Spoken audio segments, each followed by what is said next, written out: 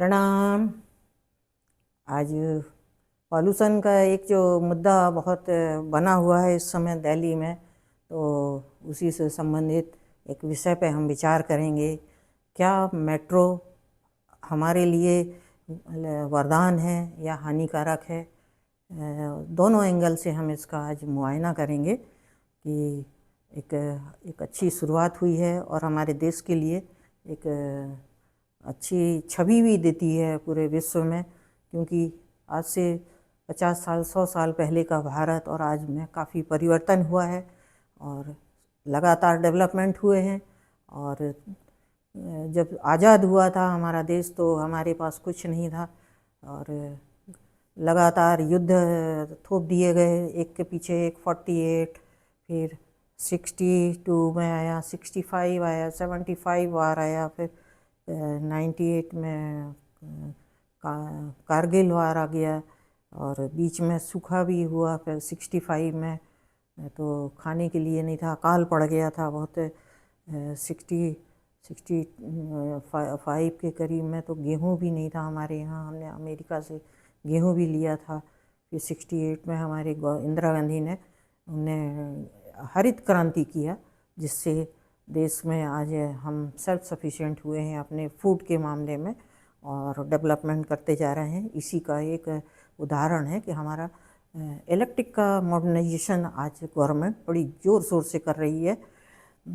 इसके पहले डैम भी बनाए गए हैं, हर बजट में डैम बनाए गए और कारखाने बने बड़े बड़े, भिलाई, बोकारो स्टील प्लांट, दुर्गापुर और भाखड़ा डैम, गोदावरी डैम बना हुआ है, विश्वेश्वरैया डैम बना है। ऐसे काफ़ी कुछ डेवलपमेंट धीरे धीरे हुए हैं अपनी तरह से, लेकिन अब उस गति से नहीं चल सकते। दूसरा, हमें अब डिफेंस पे भी बहुत खर्च करना पड़ेगा और इंफ्रास्ट्रक्चर पर, क्योंकि इसके बगैर हम विदेशी जो टूरिज़म हेल्प कहो या बिजनेस है, आज इंडस्ट्रियलाइजेशन का ज़माना है, वो नहीं कर सकते हैं।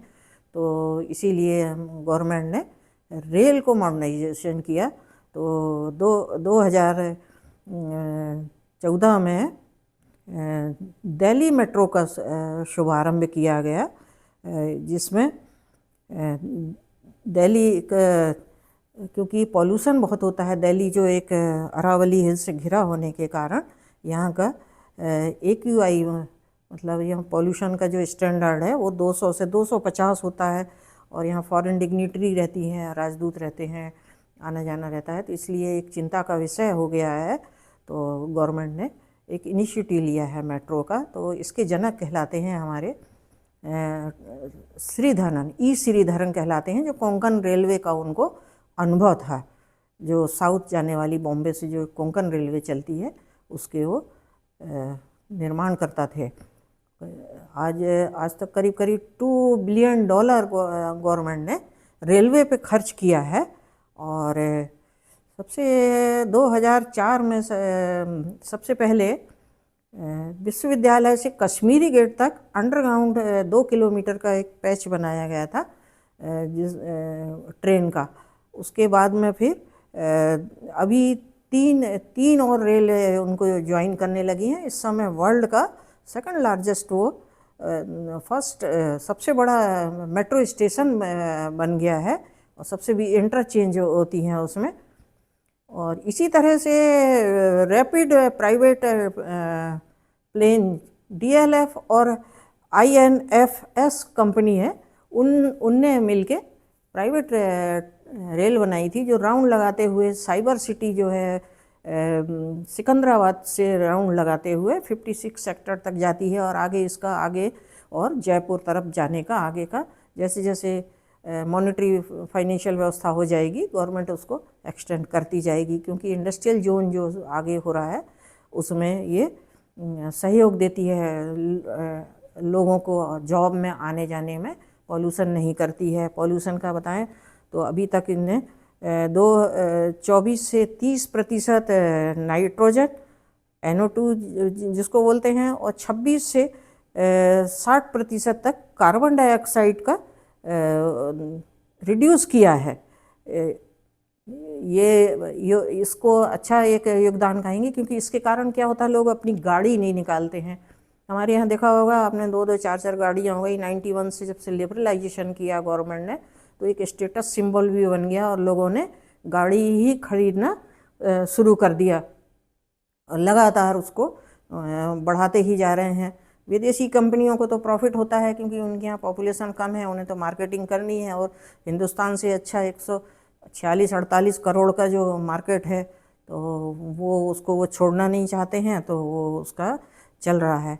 इसी तरह से अभी रिसेंटली तुगलकाबाद से एयरपोर्ट जो है, हमारे इंदिरा गांधी एयरपोर्ट का एक 23 किलोमीटर की मेट्रो ट्रेन का रास्ता बनाया गया है, और 72 किलोमीटर का गाजियाबाद से अभी नया जो जेवर एयरपोर्ट बना है, उसमें एक्वा लाइन से जोड़ते हुए वो बन रही है, ट्रेन बन रही है जो जेवर एयरपोर्ट को ले जाएगी।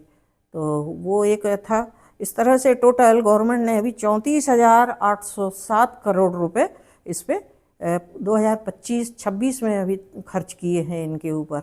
मॉडर्नाइजेशन करने में, इलेक्ट्रिफिकेशन करते हैं, उसमें पैसा लगता है। इस तरह से आपने देखा होगा रेलवे में, इसमें लिखा रहता है डिब्बे में 8-6 लिखा रहता है कहीं कहीं। उसका मतलब है वो शॉर्ट में होता है, लॉन्ग और शॉर्ट को बताता है कि ये 8 डिब्बे लॉन्ग है या 6 डिब्बे लॉन्ग है, ये उसको बताता है इस तरह से। तो इसमें गवर्नमेंट ने अच्छा एक्सपेंडिचर किया है, और ये 12 कलर कोडेड लाइन है जो चल रही है। इस तरह से अभी तक हो गए हैं 279 स्टेशन बन चुके हैं दिल्ली में, क्योंकि दिल्ली आसपास सब तरफ से काफ़ी फैला हुआ है, और दूर दूर तक कम्यूटर जो होते हैं बाहर से, छोटे जगह से, जो दिल्ली में जॉब के लिए आते हैं, वो आते हैं। तो इसने योगदान दिया है इसमें। और पर एक मुझे थोड़ा सा वो समझ आया कि ये सुना है घाटे में चल रही है। अब घाटे में चलने का कारण मैंने समझने की कोशिश किया, तो लोग क्या है, प्राइवेट गाड़ियां बहुत निकालते हैं। थोड़ा सा ये एक चिंतनीय विषय है। तो उससे ट्रैफिक कंजेशन भी होता है, एक्सीडेंट भी होते हैं, पॉल्यूशन तो हो ही रहा है, पेट्रोल खर्च एक्सपेंडिचर हो रहे हैं, तो और घंटों ट्रैफिक जाम लगा रहता है। एक ये समस्या है। इसी के निजात के लिए गवर्नमेंट ने मेट्रो चलाई थी, लेकिन लोग प्राइवेट गाड़ियां चलाते हैं, तो उसके वजह से अपर क्लास इसमें जाता नहीं है, और लोअर क्लास को महंगा लगता है, और मिडिल क्लास अपना जिस तरह चल रहा है। दूसरी एक समस्या और थोड़ी सी मुझे लगती है कि सपोज़ कर लो किसी को, बच्चे को स्कूल जाना है, ऑफिस जाना है, 2 किलोमीटर साइड में 3 किलोमीटर उसका घर है, तो और 20 किलोमीटर मेट्रो स्टेशन से कहीं जाना है, तो यदि ऐसी कोई व्यवस्था बनाई जाए गवर्नमेंट की तरफ से स्टेशन पे ही। फॉरेन में मैंने देखा है कि वो साइकिल भी अपनी डिब्बा होता है, गाड़ी में चढ़ा लेते हैं, व्हील चेयर चढ़ाते हैं, बुजुर्गों की सामान चढ़ा लेते हैं, उनकी व्यवस्था होती है। स्टेशन पे भी आप चाहें तो अपनी साइकिल या स्कूटर रखने की व्यवस्था होती है, और आप लेकर फिर अपने घर चले जाते हैं। जब तक गवर्नमेंट इस तरह की व्यवस्था नहीं करेगी, तो मेट्रो की पॉपुलैरिटी नहीं बढ़ेगी, क्योंकि आधा रास्ता उसको जो तकलीफ़ होती है, बच्चों की सिक्योरिटी का एक चैलेंज होता है, तो वो उसकी व्यवस्था ज़रूर करना चाहिए, क्योंकि विदेशों में इसी तरह की व्यवस्था होती है, और वो स्मूथली अपनी गाड़ियां बहुत रेयर निकालते हैं। ज़्यादातर सरकारी इसी तरह की गाड़ियां भी चलाते हैं। दूसरा एक घाटा इससे कंपटीशन ज़्यादा बढ़ने से एक वो भी हो गया है, प्राइवेट टैक्सी चल रही हैं, सिटी बस चलती हैं, ऑटो चलते हैं, रिक्शा चलते हैं, हैंड रिक्शा चलते हैं। तो पहले टांगे भी चलते थे, तो ये सब बिजनेस एक दूसरे का ख़त्म कर रहे हैं। कंपटीशन बढ़ जाने से उनकी वाइबिलिटी भी नहीं होती है।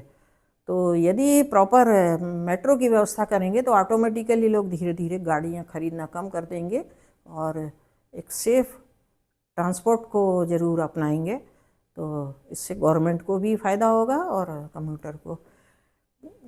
दूसरा इससे नुकसान ये जो खाली रहने से जो हुआ है, वो मेट्रो इससे सरकार वो हतोत्साहित होती है, और जैसा कि अभी मैंने देखा है कि 17 बिग सिटीज़ में मेट्रो बन गई हैं, भोपाल में और इंदौर में अभी उद्घाटन हुआ है।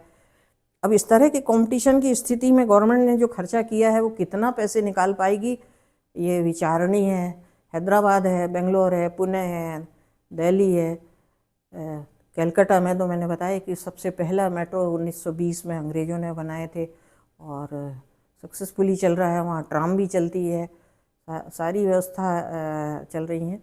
तो ये इस तरह का सोचना चाहिए हमें कि सार्वजनिक वाहन को हम अपनाएं तो धीरे धीरे हमारा अपना पेट्रोल का खर्च भी कम कर पाएंगे और सबसे बड़ा लाइफ भी सिक्योरिटी रहती है। इसके साथ में आपसे मैंने आज जो बताया मेट्रो के विषय में, मैंने एक वीडियो भी बनाया है कि मेट्रो कैसे चलती है, कंफर्टेबल, सेफ भी होती है, स्टेशन पे भी सेफ होती है, पुलिस रहती है, वहाँ सुरक्षा होती है, डेली आने जाने वालों के कार्ड बनता है, डेली आप कार्ड पंच करिए, अंदर घुस जाइए, आते समय पंच करिए, जैसे क्रेडिट कार्ड टाइप का होता है वो भी होता है। तो बहुत अच्छी व्यवस्था होती है। एक बार आदत लग जाए आदमी तो उसको गाड़ी की फिर ज़रूरत नहीं है। तो आप इसमें वीडियो से देखिए, समझिए। और देश बढ़ रहा है, आगे बढ़ रहा है, पीछे रुकने का तो सवाल ही नहीं है। देश भी बढ़े, आप भी बढ़े, इसी शुभकामना के साथ आपसे विदा लेती हूँ। जय हिंद।